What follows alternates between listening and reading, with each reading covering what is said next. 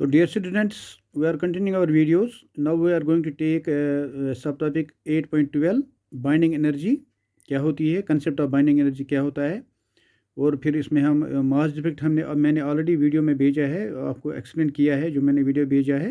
मैंने आपको पहले ही बोला था कि बाइंडिंग एनर्जी को पढ़ने से पहले हमें मास डिफेक्ट पढ़ना पड़ेगा, क्योंकि इसमें हमें बाइंडिंग एनर्जी में हमें मास डिफेक्ट का भी ज़रूरत पड़ता है। So concept of binding energy क्या होता है। An atomic nucleus is a stable structure. एक एटॉमिक न्यूक्लियस जो होता है it is a stable structure. Therefore nucleons in every nucleus, nucleons that means neutrons, protons and neutrons in every nucleus are bound together with short range of interacting forces called nuclear forces.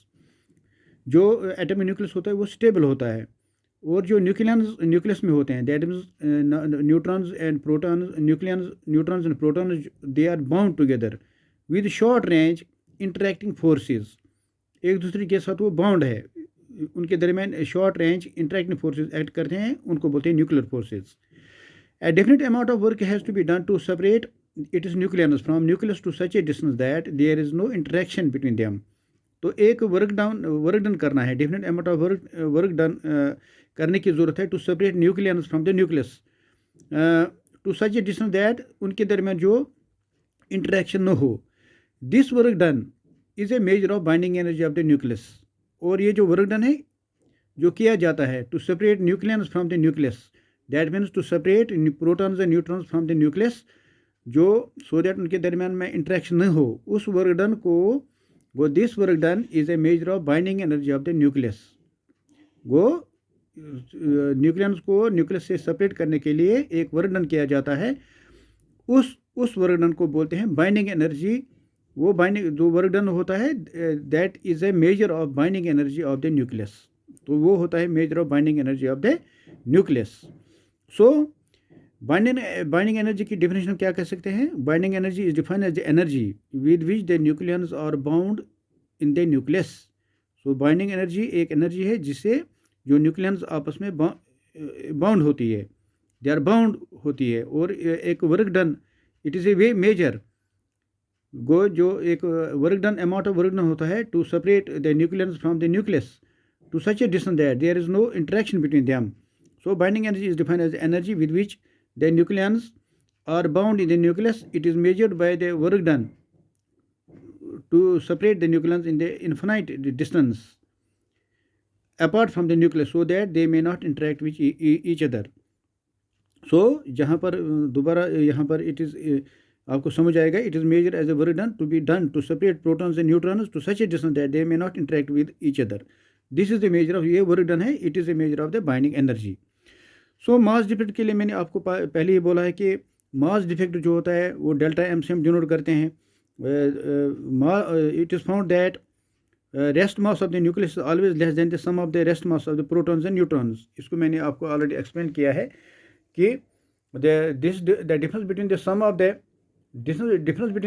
The masses of protons and neutrons from the nucleus forming the nucleus and the mass of the nucleus is called mass defect. मैंने आपको पहले video में भी आपको explain किया है, elaborate किया है अच्छी तरह से।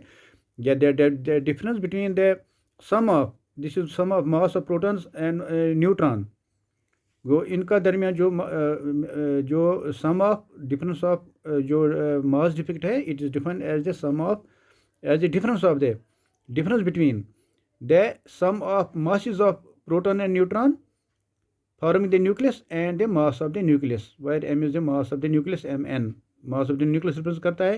these two are representing the mass of protons and neutrons। इनका जो दरमियान जो डिफरेंस होता है मासेस का उसको बोलते हैं mass defect. So now we are going to take the expression for binding energy in the nucleus. हम मानते चलो ये न्यूक्लियस है जिसमें एटम नंबर Z है रिप्रेजेंट करता है, और ए एटम नंबर रिप्रेजेंट करता है, मास नंबर रिप्रेजेंट करता है। सो इन द न्यूक्लियस हमें एक्सप्रेशन फॉर बाइंडिंग एनर्जी निकालने, वेरी इंपॉर्टेंट क्वेश्चन है ये।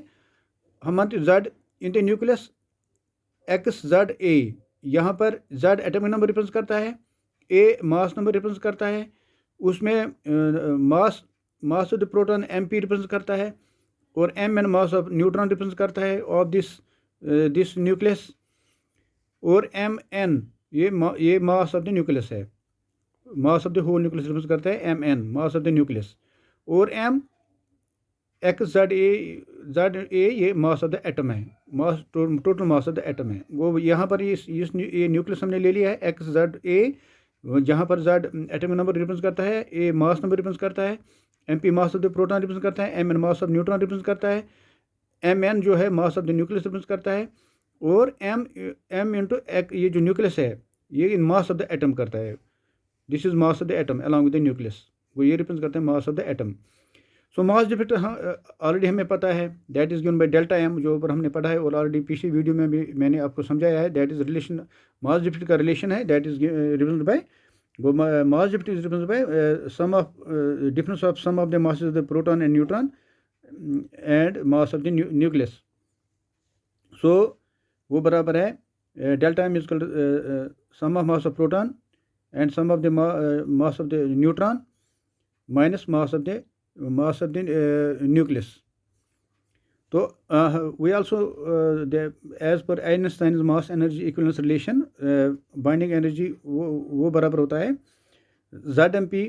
तो यहाँ पर वो बराबर E is M C square, वो from Einstein mass energy equivalence relation हम रिप्रेजेंट कर सकते हैं, जो वो ये बाइंडिंग एनर्जी हम रिप्रेजेंट कर सकते हैं, जो Einstein mass energy equation relation है, that is E is equal to M zero C square plus T, और T is equal to delta M into C square. वो ये मास डिफरेंस है, वो delta M into T, delta M into C square, वो as per Einstein mass energy relation equivalence relation जो मैंने आपको already पढ़ा है, that is T is equal to delta M into C square, that is kinetic energy. और हम binding energy लिख सकते हैं कि बाइंडिंग एनर्जी बराबर है delta M into C square, delta M into C square वो बराबर है डेल्टा एम। डेल्टा एम के बजाय हम लिखेंगे ये ऊपर वाली relation, that is Z M P plus A minus Z into M N minus M N into C square, where C square is the velocity of the light. So equation second जो है हम इसको add और subtract करेंगे, add and subtract Z M E in equation first, हम इसमें add भी करेंगे और सब्ट्रैक्ट भी करेंगे। दिस इक्वेशन में हम जेड एम ई ऐड भी करेंगे और सब्ट्रैक्ट भी करेंगे, वेयर एम ई जो है वो मास ऑफ द इलेक्ट्रॉन है, mass of Z electron, Z number of electrons present in the atom, where M E represent the mass of Z number of electrons present in the atom. तो यहाँ पर ये जो ऊपर equation first क्या बनेगा, ये बनेगा बाइंडिंग एनर्जी बराबर है Z M P plus Z M E plus A minus Z M N minus M N minus Z M E, वो इसमें प्लस भी हमने किया जेड एम ई, और यहाँ माइनस भी एम ई किया, जेड एम ई किया इंटू सी स्क्वायर। सो ऊपर वाले रिलेशन में हमने क्या किया, हमने ऐड भी किया जेड एम ई और हमने माइनस भी किया जेड एम ई, बस इतना ही किया हमने ऊपर वाले रिलेशन में, सिर्फ Z M E number of mass of Z number of electron जो है जेड एम ई हमने ऐड भी किया और जेड एम ई हमने माइनस भी किया। सो ऊपर वाली इक्वेशन फर्स्ट क्या बन गई, वो बी इज इक्वल टू वो binding energy, this is expression of the binding energy हम पढ़ रहे हैं, एक्सप्रेशन फॉर बाइंडिंग एनर्जी हम ये कंटिन्यू कर रहे हैं। सो ये बाइंडिंग एनर्जी क्या बनेगा, अब ये देखो ये जेड एम पी और इसमें हम कॉमन निकालेंगे जेड, ये क्या बनेगा M P plus M E, mass of proton plus mass of electron, plus ये बनेगा A minus Z M N, ये ऐसे रहेगा, और यहाँ पर हम क्या निकालेंगे, ये इन दोनों को कंबाइन करेंगे, ये बनेगा M N plus Z M E C square, बाहर रहेगा सी स्क्वायर, ब्रैकेट में रहेगा बाहर सी स्क्वायर। सो यहाँ पर हमने इस और इसमें हमने जेड कॉमन निकाला, ये बनेगा mass of proton plus mass of electron, plus ये ऐसे ही रहेगा A minus Z M N mass of the neutron, और यहाँ इन दोनों को कंबाइन किया हमने mass of nucleus, mass of the atom, plus ये जो mass of Z number of electrons of the atom into C square. मगर हमें पता है M P plus M E बराबर एम एच,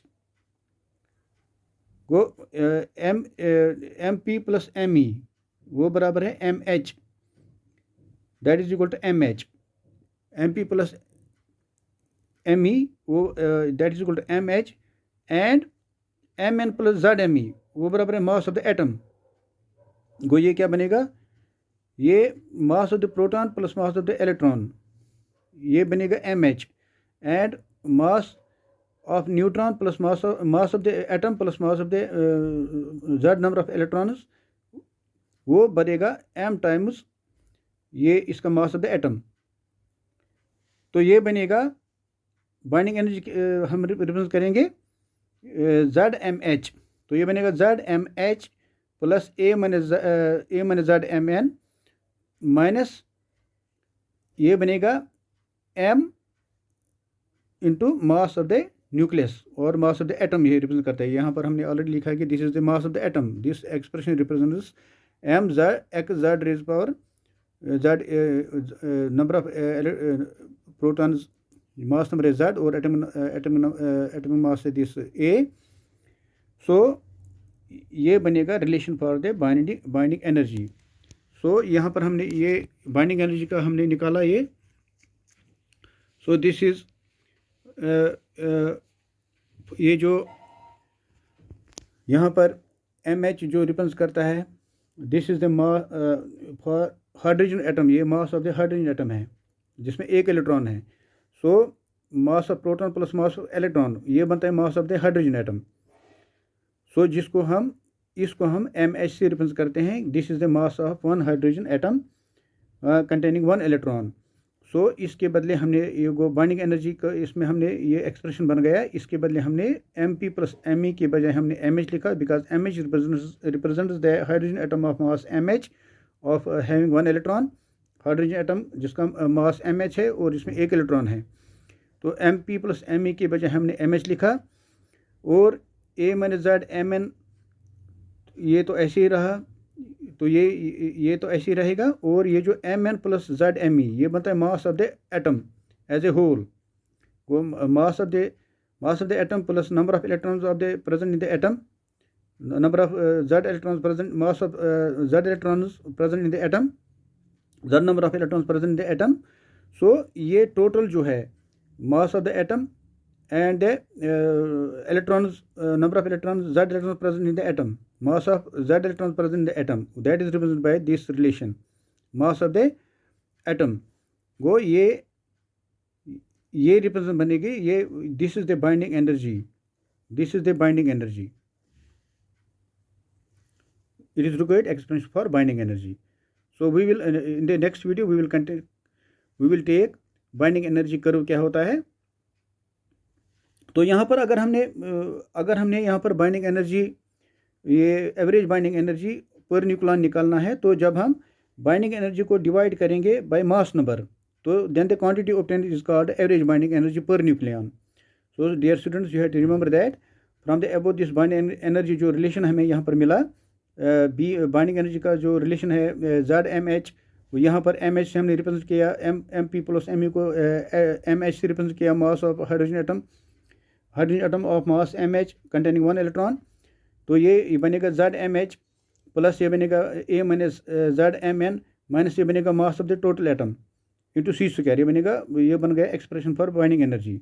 तो यहाँ पर अगर हमने निकालना है average binding energy per nucleon तो इस average binding energy per nucleon निकालने के लिए हमें करना है ये बाइंडिंग एनर्जी जो ऊपर हमने निकला expression binding energy of the nucleus इसको हमने डिवाइड करना है by the its mass number.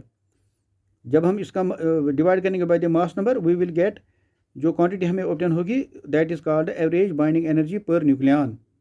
सो हम नेक्स्ट वीडियो में बाइंडिंग एनर्जी कर्व के बारे में पढ़ेंगे। वेरी इंपॉर्टेंट है। I hope you will understand in a better way. इस वीडियो में हमने निकाला एक्सप्रेशन फॉर बाइंडिंग एनर्जी। हमने पढ़ा बाइंडिंग एनर्जी क्या होती है। एक्सप्रेशन मास डिफेक्ट ऑलरेडी हमने पढ़ा था वो भी इसमें आया। तो एक्सप्रेशन फॉर बाइंडिंग एनर्जी क्या है उसके वो भी निकाला हमने। और फिर average binding energy per nucleon अगर निकालना है तो बाइंडिंग एनर्जी को जब हम binding energy of the nucleus को जब हम डिवाइड करते हैं मास नंबर से तो हमें मिलेगी average binding energy per nucleon. So we will continue the next video जहाँ पर हम पढ़ेंगे बाइंडिंग एनर्जी कर्व के बारे में।